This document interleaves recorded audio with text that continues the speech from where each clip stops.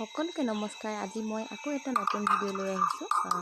কোমল চাউলৰ জলপান যোনে খাবলৈ বেয়া পায় তেওঁলোকে এবাৰ মোৰ দৰে এনেকৈ বনাই খাই চাবচোন, বিৰাটেই ভাল লাগে। ইয়াতে মই আদা নহৰু থেতেলিয়াই ল'লোঁ, আলু পিঁয়াজ বিলাহী এনেদৰে কাটি ল'লোঁ। ইয়াতে বেলেগ চব্জিও দিব পাৰে, মই নথকাৰ বাবে নিদিলোঁ। এইখিনি কাটি হোৱাৰ পাছতে মই গেছটো জ্বলাই ইয়াতে কেৰাহীখন পাতি দিলোঁ। কেৰাহীখনত তেল দি দিলোঁ, ৰিফাইন তেল, সৰিয়হ তেলো দিব পাৰে আপোনালোকে। এয়া চাউলখিনিও ভালকৈ ধৰি আনি ৰাখি থৈছোঁ। তেলখিনি গৰম হোৱাৰ পাছতে মই ইয়াতে দি দিছোঁ পিঁয়াজ, কাটি থোৱা আলু আৰু আদা নহৰু। এনেকৈ অলপমান টাইম ভাজি মই ইয়াতে দি দিম এতিয়া নিমখ হালধি আৰু ৰেড চিলি পাউডাৰ, চব্জি মছলা দি দিছোঁ। বেলেগ মছলাও দিব পাৰে, মই দিয়া নাই।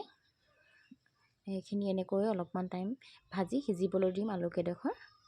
তাৰপিছত ইয়াতে দি দিম মই কাটি থোৱা বিলাহী কেইডোখৰ। এতিয়াতো সকলোৰে ঘৰতেই কোমল চাউল থাকিবই, কাৰণ বিহু আহি আছে নহয় জানো, আৰু বনাবলৈ খুব সহজ আৰু খাবলৈও বিৰাট ভাল হয়।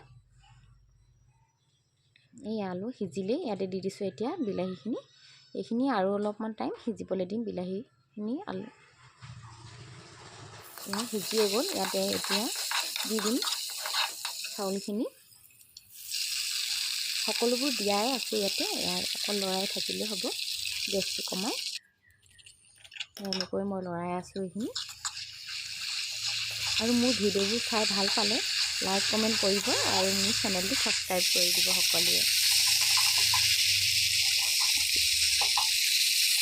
এয়া ধুনীয়াকৈ আঠা আঠা ভাতটো যোৱালৈকে মই এনেকৈ ভাজি থাকিম।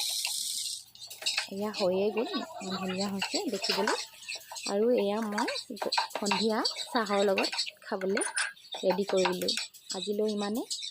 আকৌ এটা নতুন ভিডিঅ' লৈ আহিম।